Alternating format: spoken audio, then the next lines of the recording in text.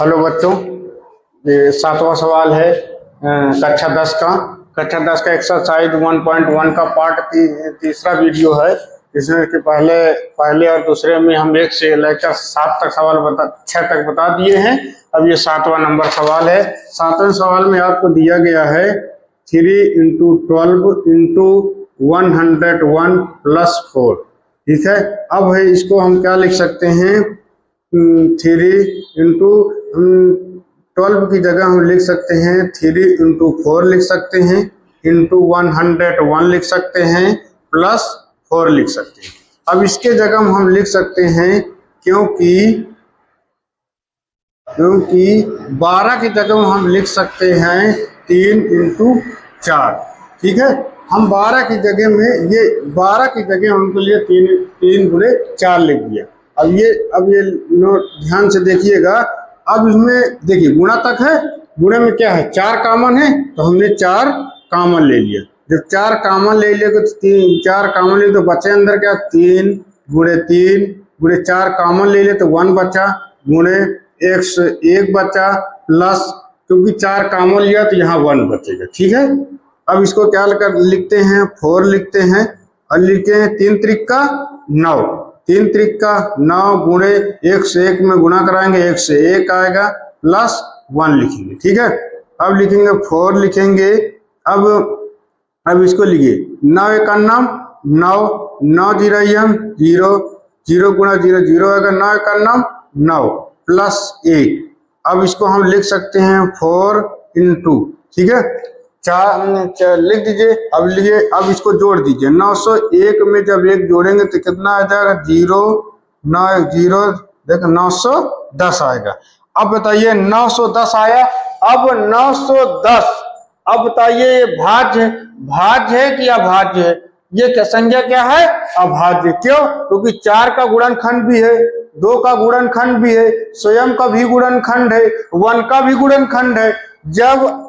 जब इसका गुणनखंड है 1 और स्वयं का गुणनखंड है, अन्य संख्या का भी गुणनखंड है। जब अन्य संख्या का गुणनखंड होता है तो क्या होता है? यह भाज्य संख्या है। यह लिख दीजिए, अतः यह एक भाज्य संख्या है। क्या है? यह एक भाज्य संख्या है। क्यों है? क्योंकि इसका गुणनखंड है। जब इसका गुणनखंड नहीं होता तो ये क्या होता है? अभाज्य संख्या होती है, क्योंकि इसका गुणनखंड बनता है, क्योंकि स्वयं का भी गुणनखंड है। इसका 4 से भी कटेगा, 2 से भी कटेगा और स्वयं से भी कटेगा। जब कोई संख्या स्वयं से कट जाए, एक स्वयं से कट जाए, किसी अन्य से गुणनखंड है, अन्य संख्या का भी गुणनखंड होगा तो ये क्या होगा? ये एक भाज्य संख्या होगी। अब इसी प्रकार 7वां सवाल, इसको आराम से आप नोट कर लीजिए।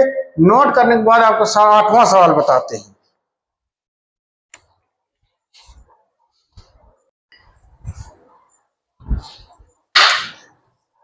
हेलो बच्चों, अब ये सवाल कितना है? 8 नंबर। 8 नंबर देखिए। अब 8 नंबर क्या है? 18 और 117 का क्या निकालना है? एचसीएफ निकालना है। क्या निकालना है? एचसीएफ। बराबर दिए है 18m - का 117।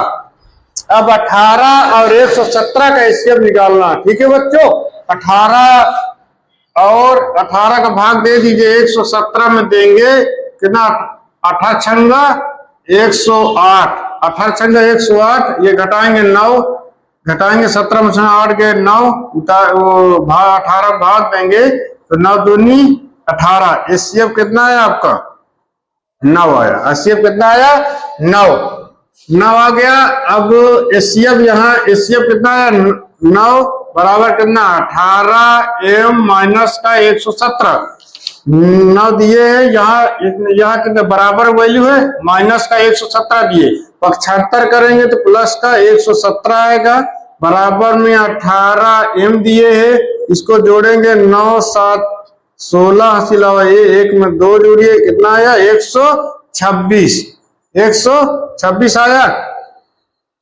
अब 126 आया, अब 126 में भाग दीजिए, 126 बटे इसको भाग देंगे, 18 का भाग देंगे, क्या m की वैल्यू आ जाएगी, इससे काट दीजिए, कितना 7, 7 बराबर m आया, क्या m बराबर कितना आ गया 7, m बराबर 7, m का मान कितना आ गया है 7 आ गया। अब आपको निकालना क्या है 18 और 117 का m का मान पूछ लिया, m का मान कितना आया 7 आया। अब आपको क्या चाहिए, ज्ञात कीजिए 7 ही 18 और 117 का एलसीएम भी निकालना है। अब एलसीएम कैसे निकालना है, यहां लिख लीजिए, यहां दूसरा माला इसी के आगे है। अब ये बच्चों ये देख लीजिए, अब एलसीएम निकाल लीजिए 18 का,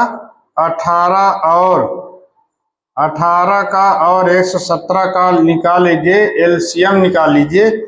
एलसीएम निकालेंगे कितना होगा 18 और 117 का एलसीएम निकालेंगे तो कितना को 2 से काटिए, 2 नहीं 18 कटेगा, ये 2 नहीं 18, 117 किसी से नहीं कटेगा तो फिर कटेगा 3 से काटेंगे, 3 त्रिक का 9। अब देखिए 3 त्रिक का 9 बचा, यहाँ 3 त्रिक का 9, यहाँ 2 बचा, 3 27 बचेगा, 3 एकानम 3, 3 एकानम 3, 3 त्रिक का 9।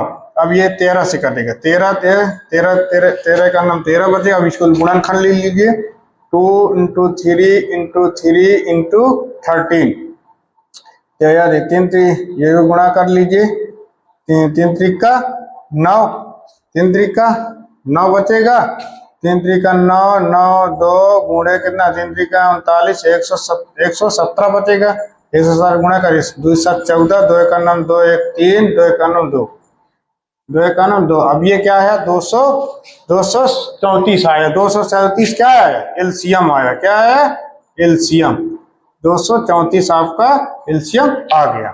अब इसी प्रकार आप इसको नोट कर लीजिए अच्छे से। अब अगला नंबर नेक्स्ट सवाल बताते हैं।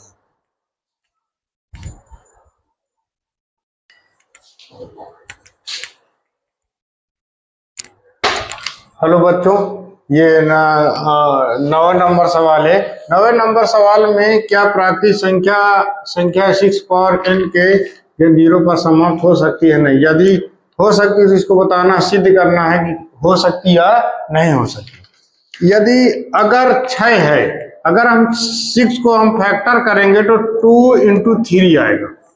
अब ये 0 पर या 5, 0 या 5 का गुणनखंड होना चाहिए तभी ये 0 पर समाप्त होगा, लेकिन यहाँ 2 तो है लेकिन 5 नहीं है, तो यह भाग ये 0 पर समाप्त नहीं हो सकती। लेकिन हमको इसको बताना है कैसे, क्या लिखेंगे कैसे, यदि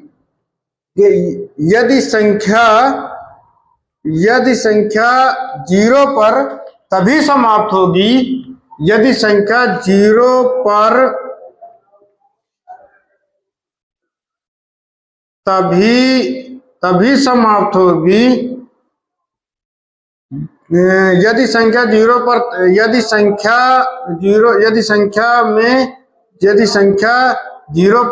संख्या 0 पर तभी समाप्त होगी जब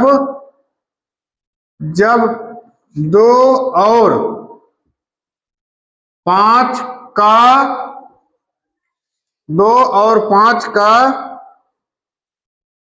अभाज्य गुणनखंड होना चाहिए। क्या होना चाहिए, अभाज्य गुणनखंड होना चाहिए, ठीक है, अभाज्य गुणनखंड होना चाहिए। अब इसको लिखेंगे कैसे, लिखा क्या है 6 की पावर n है तो हम इसको लिख सकते हैं 2 × 3, 2 × 3 लिख सकते हैं, 2 × 3 लिख के पावर n के लिए इसको हम ऐसे लिख सकते हैं 2 की पावर n × 3 की पावर n। अब बताइए 2 तो आ रहा है लेकिन 5 नहीं आ रहा। अब क्या होना चाहिए, यदि संख्या 0 पर तभी समाप्त होगी जब 2 और 5 का अभाज्य गुणनखंड होना चाहिए। तो ये यहाँ लिख देंगे, अब यहाँ लिख देंगे कि 6 की पावर n प्राकृतिक संख्या, यदि प्राकृतिक संख्या 0 पर समाप्त समाप्त नहीं हो तभी समाप्त नहीं हो सकती है। ठीक है, देखिए एक बार फिर से देख लिए, यदि 0 पर तभी समाप्त होगी जब 2 और 5 का गुणनखंड होना चाहिए। अब देखिए गुणनखंड क्या होना चाहिए, 2 के साथ 5 होना चाहिए, 5 दूनी 10, तभी 0 पर तो समाप्त होगी। 2 into 5 करेंगे तभी तो 5 to 10 आना चाहिए, तभी तो लास्ट में 0 आएगा। इसीलिए कह रहा 0 पर समाप्त होना चाहिए। लेकिन अब यहाँ तो 2 तो लिखा लेकिन 5 नहीं, इसलिए अभाज्य गुणनखंड का 2 और 5 होना चाहिए। 2 तो दिया है लेकिन 5 नहीं दिया, इसीलिए यदि संख्या में 0 पर तभी समाप्त होगी जब 2 और 5 का अभाज्य गुणनखंड होना चाहिए। अब इसको ऐसे 2 की पावर n है बराबर 2 into 3 की पावर n लिख दिया, इसको पावर अलग ले दे दिया, 2 की पावर n दिए इंटू 3 की पावर n। अब 6 लिख दीजिए, 6 की पावर n प्राकृतिक संख्या 0 पर समाप्त नहीं हो सकती। ठीक है, आराम से इसको नोट कर लीजिए। अब अगला नंबर सवाल बताते हैं आपको। ठीक है, नवा हो गया है आपका 10वां सवाल है। 10वां कह रहा व्याख्या कीजिए कि कितना भाग ये संख्या, पहली संख्या ये और दूसरी भाज्य संख्या, मतलब ये दोनों संख्या भाज्य है, दोनों संख्या भाज्य हैं। लेकिन क्यों है ये आपको बताना है। दोनों संख्या भाज्य हैं, लेकिन पहली संख्या आपको कितने दिए हैं, 7 into 11 into 13 plus 13। अब क्या करेंगे, दोनों संख्या में क्या कॉमन हम लेंगे, 13 कॉमन ले लेते हैं। लिख लीजिए 13 कॉमन ले लेंगे तो कितना, 17, 7 गुणे 11 गुणे 1 प्लस का 1। अब इसको गुणा करिए, 13 है 13, अब इसको गुणा कर दीजिए कितना, 11 7 77, 17 प्लस 1। ठीक है, इसको देखो 13 कॉमन है, यहाँ तक गुणे में है तो हम 13 कॉमन यहाँ भी है, 13 यहाँ भी है, तो 13 कॉमन ले लेंगे। यहाँ तो कॉमन लेने कितने करते, 7 बचेगा, 11 बचेगा, 13 की जगह 1 बचेगा, प्लस 13 कॉमन लेंगे 1 बचेगा। अब 11 7 77 प्लस 1 बचेगा। इसको लिख दीजिए 13 गुणे, इसको लिख देंगे 78। अब बताइए क्या इसका क्या अभाज्य गुणनखंड है, बिल्कुल अभाज्य गुणनखंड है, क्योंकि इसका गुणनखंड है। जब इसका गुणनखंड होगा तो ऑलरेडी अभाज्य होगी। भाज्य संख्या है क्यों है, क्योंकि एक से अधिक भाज्य, क्योंकि 2 से भी कटेगा, 2 से कटेगा, 2 से संख्या कट जाएगी, जब 2 से कटेगी 13 से भी कटेगी। जब संख्या दो संख्या जब होती है, एक से अधिक संख्या के कटेंगी तो क्या होगा, इसको गुणनखंड होगी। इसी प्रकार दूसरा सवाल देख लीजिए। दूसरा सवाल में क्या कह रहा है, दूसरा सवाल में आपको कह रहा है 7 6 गुणे 5 गुणे 4 गुणे 3 गुणे 2 गुणे 1 गुणे प्लस 5 दिए। ठीक है, 5 दिए। अब यहां तक संख्या 5 दिए, दोनों गुणनखंड में 5 है तो हम 5 प्लस में 5 दिए, हम क्या करते हैं 5 कॉमन ले लेते हैं, बचे क्या 7 गुणे 6 गुणे 5 की जगह हम क्या कर लेंगे, कॉमन ले लेंगे 1 गुणे 4 गुणे 3 गुणे 2 गुणे 1 प्लस का 1। अब इसको गुणा करा दिए, गुणा कर 7 छंग 42 गुणे 4 3 12 12 दूनी 24, कितना आ गया 24 प्लस 1। अब इसको गुणा कर लीजिए। अब आप इसको बाहर गुणा कर लीजिए आराम से, क्या है 42 है, 42 गुणे 24 गुणा कर 4 दूनी 8 4 चौक 16, कटम लगाया 2 बचा 2 2 दूनी 4 2 चौको 8, इसको जोड़ दीजिए 8 आया 0 9 1 10, 8 1 9 9 में 1 जोड़ दिए, कितना आ गया 10। 1008 आया, लिख दीजिए 1008 प्लस 1। ठीक, अब ये गुणे में क्या दिए, इन्होंने 5 दिए ही है। अब इसको जोड़ दीजिए, कितना हो गया, अब यहाँ लिख दीजिए।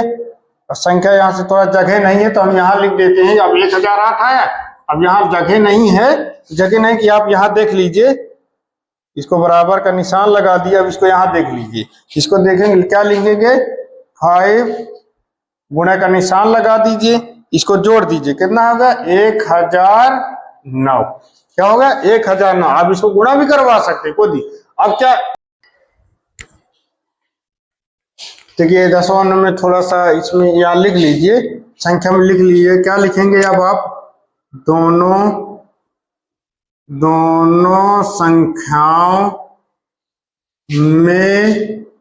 संख्याओं में क्या है, दो से